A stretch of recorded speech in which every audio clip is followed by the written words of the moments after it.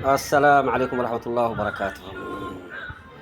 مبروك مبروك ألف مبروك نصراوية جماهير العالم، ولكن لا تنسوا لا تفرحوا كثير. سدارة وما سدارة وراكن الفار الهلالية.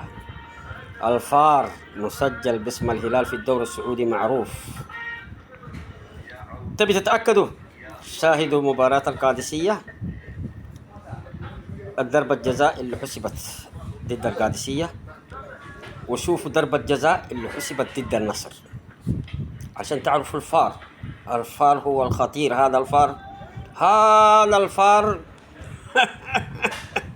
هذا الفار ملك للهلالو لو تعرفون. ولذلك لا تفرحوا كثير يعني. وراكم فار الهلالو، إنه آخر العنقود للاتحاد السعودي الهلالو، والفار ملك للهلال. انتم ممكن تثقون في اللاعبين وتثقون في النادي، ما في مشكلة، ولكن الفار ينهي كل هذا الثقة والانتصارات.